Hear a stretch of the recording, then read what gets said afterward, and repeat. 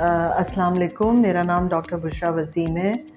मैं एक general surgeon हूँ और मैं चूँकि ज़्यादा काम ब्रेस्ट कैंसर पे करती हूँ, तो मैं आजकल ये अहद की ब्रांच जो है DHA में अहद की ब्रांच का, इस पे आपका नंबर लिखा हुआ आ जाएगा, so you can take an appointment and you are most welcome to see me on Monday, Wednesday and Friday.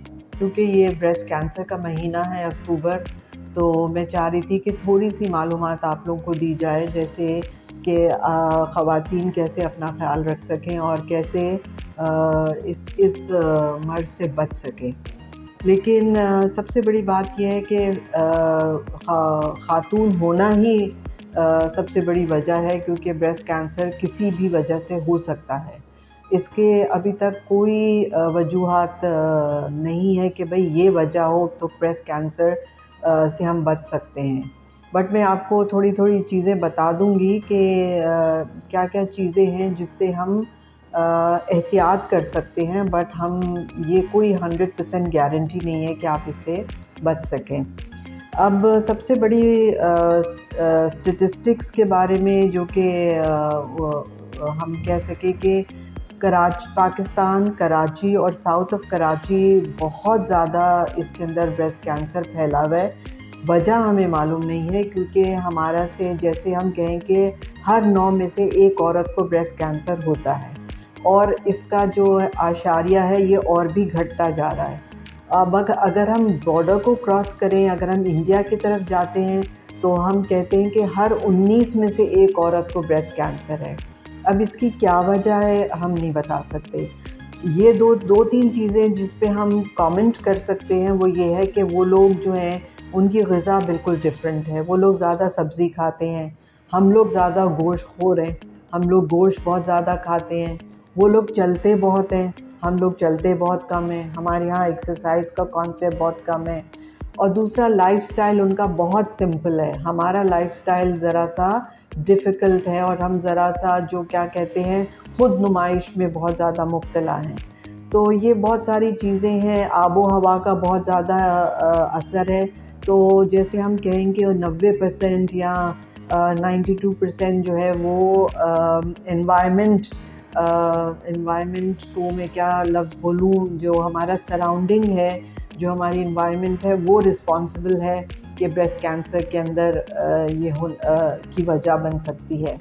उसके अलावा दो और चीज़ें हैं, एक चीज़ है family history of breast cancer और दूसरा है genetic history of breast cancer, genes आपकी कैसी हैं। तो ये दो चीज़ें हैं कि ज़रूरी नहीं है अगर आपको फैमिली हिस्ट्री हो तो आपकी जीन्स में भी ब्रेस्ट कैंसर हो, और जीन्स हिस्ट्री हो, जेनेटिक हिस्ट्री हो, तो आपको ये फैमिली में भी तो वो जीन्स का टेस्टिंग जो है वो बहुत ज़रूरी है, क्योंकि हमारी जो जीन्स होती हैं वो हमारी कैंसर को सप्रेस करती हैं। बट अगर ये जीन्स पलट जाएं, म्यूटेट हो जाएं, तो फिर जो है वो आपका चांसेस ऑफ ब्रेस्ट कैंसर बढ़ जाता है। अगर हम अपना मुआयना रेगुलरली करें, जैसे हम कहते हैं अगर हम ब्रेस्ट सेल्फ एग्ज़ामिनेशन रेगुलरली करें, जिसके अंदर आप अगर आपका फैमिली हिस्ट्री है ब्रेस्ट कैंसर की, स्पेशली अगर आपकी माँ, नानी, खाला और फर्स्ट कज़न को ब्रेस्ट कैंसर है, तो आपके चांसेस डबल हो जाते हैं। और अगर आपके 2 फैमिली मेम्बर्स को, जैसे फर्स्ट कज़न्स को या बहन को या माँ को ब्रेस्ट कैंसर है, तो आपके चांसेस ट्रिपल हो जाते हैं ब्रेस्ट कैंसर होने के। सो ये बहुत ज़रूरी है। और अगर आपकी जीन्स पॉजिटिव हो, म्यूटेटेड जीन्स पॉजिटिव हो, तो आपका चांस जो है जैसे 1 in 3 हो जाता है कि आपको ब्रेस्ट कैंसर होगा ही होगा। सो ख़ातून होना और फैमिली हिस्ट्री होना और जेनेटिक हिस्ट्री होना, ये सब चीज़ें अगर नहीं हैं तो फिर एनवायरनमेंट है कि आपको ब्रेस्ट कैंसर कहीं किसी भी वजह से हो सकता है। पहले ज़माने में ये कहते थे कि अगर हम बच्चे को दूध पिलाएं तो ये भी एक क्या कहते हैं प्रोटेक्टिव फैक्टर है। लेकिन अब मेरे पास बहुत सारी ख़वातीन आती हैं जिनके 10-10 भी बच्चे हैं। एक ख़ास तौर पे मैं हमेशा ज़िक्र करती हूँ कि एक मेरी पेशेंट थी जिसके 18 बच्चे थे और वो इलाका गैर से थी, एंड उसने सारे बच्चों को फीड कराया, बट आखिर में उस बेचारी को ब्रेस्ट कैंसर हुआ। तो बहुत सारी फ़ीमेल्स आती हैं, क्योंकि हमारे पास जो पठान और इलाका गैर से या बलूचिस्तान से, ईरान से भी बहुत सारे आते हैं जिनके 7 से ज़्यादा बच्चे होते हैं और सबको उन्होंने दूध पिलाया हुआ होता है, लेकिन उनको भी ब्रेस्ट कैंसर होता है। तो हम कुछ भी नहीं कह सकते कि क्या वजह है कि ये ब्रेस्ट कैंसर इतना फैल गया है। सो हमें कुछ चीज़ों का ख़्याल रखना है। एक तो ये कि हम अपना वज़न कम रखें। यहाँ पे स्मोकिंग हमारे मुल्क में भी बहुत ज़्यादा हो गई है, स्मोकिंग को अवॉइड करें। अल्कोहल को कंजम्पशन जो है, जैसे शराब नोशी भी हम अवॉइड करें, ये भी एक बहुत बड़ा फैक्टर है। प्लस रेगुलर एक्सरसाइज, अगर हम रोज़ाना 20 मिनट भी वॉक करें तो ये है कि हम इससे, इन चीज़ों से प्रोटेक्शन में आ सकते हैं। बट इट डज़ नॉट, ये इसका मतलब ये नहीं है कि आपको ब्रेस्ट कैंसर नहीं होगा। बट कुछ चीज़ों को अगर, और डाइट को बहुत हेल्दी रखें, ऑर्गेनिक चीज़ें इस्तेमाल करें, प्रिजर्वेटिव्स जो हैं, जो कि हमारे हर खानों में डली हुई होती हैं, वो अवॉइड करें। फ्रेश फ्रूट्स, फ्रेश वेजिटेबल्स, और ख़ास तौर पे जैसे फ्रूट्स में बेरीज़ बहुत इम्पॉर्टेंट है, अनार बहुत इम्पॉर्टेंट है। इन चीज़ों का अगर हम इस्तेमाल करें तो हम ब्रेस्ट कैंसर से बच सकते हैं। ब्रेस्ट सेल्फ एग्ज़ामिनेशन में सबसे ज़्यादा इम्पॉर्टेंट जो है, जो जिनकी एक बहुत इम्पॉर्टेंट बात मैं बता रही हूँ, कि अगर आपकी वालदा को या आपकी बहन को 40 साल की उम्र में ब्रेस्ट कैंसर हुआ, तो आप अपने आप को 5 साल पीछे ले जाएं, और अब तो कहते हैं 10 साल पीछे ले जाएं और अपना मुआयना कराना शुरू कर दें। छाती का एक्सरे, जो जिसको हम मैमोग्राम कहते हैं, वो नॉर्मली हम 40 साल की उम्र में कहते हैं कि आप अपना छाती का एक्सरे कराएं, मैमोग्राम। बट अगर आपकी फैमिली हिस्ट्री में आपकी मदर को या बहन को या फर्स्ट कज़न को 40 साल में हुआ, तो आप 35 साल से आप अपना अल्ट्रासाउंड कराना शुरू कर दें, और क्लिनिकल एग्ज़ामिनेशन। अगर आप ब्रेस्ट एग्ज़ामिनेशन खुद से करती रहेंगी तो 92% चांस है कि आप जो है वो अपने आप को अर्ली डिटेक्शन से आप अपने आप को ब्रेस्ट कैंसर से बचा सकती है। तो आप अपना ब्रेस्ट सेल्फ एग्ज़ामिनेशन ज़रूर किया करें, ख़ास तौर पे नहाते वक्त, क्योंकि जब आप नहाते हैं और हाथ में साबुन लगा लेते हैं, तो मेरा ये हाथ का इशारा याद रखें कि मिडिल 3 फिंगर्स का जो ये है, इससे आप एग्ज़ामिन करेंगी। आप बिटवीन द अंगूठा और फर्स्ट फिंगर के बीच में ब्रेस्ट को नहीं पकड़ेंगी। आप हमेशा, जैसे अगर ये वाला हाथ मेरा ब्रेस्ट है, तो मैं हमेशा ब्रेस्ट को एक सर्टेन तरीके से फील करूँगी, pressure of these 4 fingers flat of the hand से। जैसे मेरा हाथ फ्लैट होगा और मैं एक सर्टेन प्रेशर से अपने ब्रेस्ट को फील करूँगी। मैं इन द एंड आपको डाल भी दूँगी pictures, but either you go up and down in all directions, और यू गो, आप ऑल अराउंड जाइए सर्कुलर मोशन में, और या फिर आप रोटेटरी मोशन में, जैसे व्हील्स होते हैं, ऑल डायरेक्शन में टुवर्ड्स द निपल। और सबसे आखिर में आप निपल को प्रेस करेंगी, जैसे मेरे नकल्स जो हैं ये निपल है, तो सबसे आखिर में आप निपल को प्रेस करके देखेंगी, क्योंकि एक सर्टेन प्रेशर आप डालेंगी तो अंदर कोई भी गुठली होगी वो आपको फील हो जाएगी।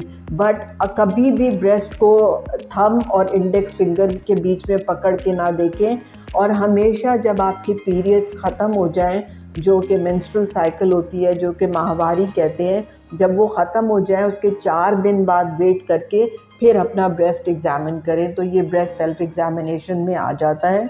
उसकी पिक्चर्स हम डालते हैं, और always remember, flat of the hand से अपने ब्रेस्ट को एग्ज़ामिन करें। और हर गुठली, ये याद रखें यंग लड़कियां, कि 18 से 32 साल तक जो हमारे बच्चियों में गुठलियाँ आ जाती हैं, इसके लिए ये 1 नहीं, 2 नहीं, 4 नहीं, 10-10 भी आ सकती हैं, बट हर गुठली कैंसर नहीं होती। तो इसके लिए बेस्ट ये होता है कि क्लिनिशियन के पास जाइए और क्लिनिशियन से चेकअप करा लीजिए, वो आपको गाइड कर देगी और आपका अल्ट्रासाउंड करवा के आपको रीएश्योर कर देगी क्योंकि अगर आप 18 से 32 साल के अंदर हम गुठलियाँ हर वक्त नहीं निकालते, क्योंकि यंग बच्चों में गुठलियाँ आती रहती हैं जब तक कि उनका साइज़ 4 to 5 सेंटीमीटर नहीं होता। क्योंकि एक गुठली निकालेंगे 6 महीने बाद अगर दूसरी गुठली आ गई तो बार बार ऑपरेट करने पे छाती ख़राब हो जाती है, और दूसरा बात है हो सकता है ब्रेस्ट फीडिंग में आगे चल के प्रॉब्लम हो। तो कैंसर के लिए ये होता है कि अगर आप 3 चीज़ें बहुत इम्पॉर्टेंट है, एक ब्रेस्ट सेल्फ एग्ज़ामिनेशन, एक आपने क्लिनिशियन को डॉक्टर को दिखाना है, अल्ट्रासाउंड या मैमोग्राम कराना है, और चौथी चीज़ जो है वो बायोप्सी मस्ट है। और प्लीज़ ये कॉन्सेप्ट जो है कि अगर मैंने बायोप्सी कराई तो मेरा कैंसर फैल जाएगा, ये बहुत ही गलत कॉन्सेप्ट है। आप ये इस चीज़ से मत डरें, because early detection breast self examination का मतलब ये है कि आप जल्द से जल्द आपको पता चल जाएगा तो आप क्लिनिशियन के पास जाएंगी। क्योंकि मेरे पास स्टेज 3 और स्टेज 4 में ही आते हैं। मैंने आज तक बहुत कम स्टेज 2 देखा है, और स्टेज 1 तो मेरे पास कभी भी नहीं आया।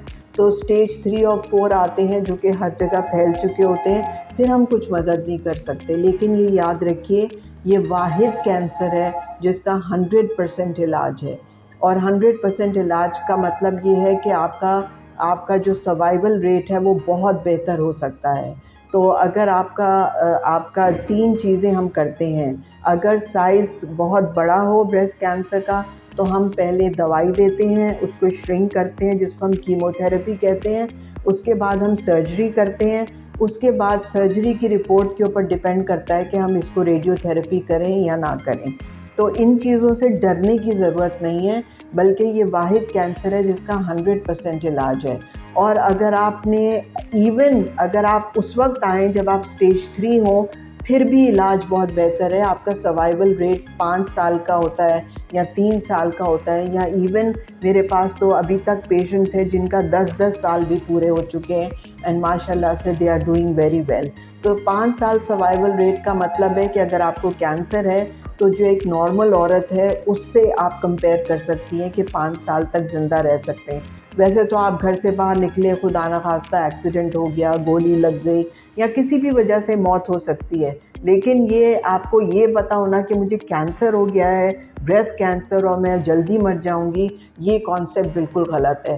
तो प्लीज़ आप अपना ख्याल रखिए। ये महीना ब्रेस्ट कैंसर का है, और इसके अंदर आप अपना क्लिनिशियन के पास जाके अपना चेकअप करवाएं।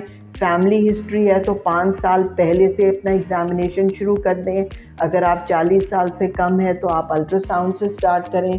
अगर आप 40 साल से ज़्यादा हैं तो मैमोग्राम और रेगुलर मैमोग्राम करा के कर सकते हैं। अगर कोई गुठली आ गई है 35 साल के ऊपर, हम किसी गुठली को नहीं छोड़ते, फिर हम उसका बायोप्सी करा के अपने आप को कंफर्म करते हैं कि ये कैंसर है या नहीं है। और अगर खुदा न खास्ता कैंसर निकलता है तो फिर हम उसका तरीका जो मैंने आपको बताया है, अगर साइज़ बड़ा हो तो हम पहले कीमो करते हैं, फिर सर्जरी और फिर रेडिएशन। तो इंशाल्लाह एहतियात इलाज से बेहतर है। आप अपने आप को एग्ज़ामिनेशन रेगुलरली करते रहेंगे तो आप जल्दी डॉक्टर के पास पहुंच जाएंगे, और आपका क्या कहना चाहिए कि आप अर्ली डिटेक्ट कर लेंगे और इलाज भी आपका जल्दी हो जाएगा। तो इंशाल्लाह आई एम श्योर आपको ये छोटी छोटी बातें मैंने बताई हैं, इससे आपको टिप्स मिल गई होंगी, और इंशाल्लाह आप अपना बेहतर चेकअप करती रहेंगी और डॉक्टर से इन कांटेक्ट रहेंगी। और कोई भी सवाल हो, कोई भी मसला हो, please check with your doctor. Okay, thank you very much. Pakistan जिंदाबाद।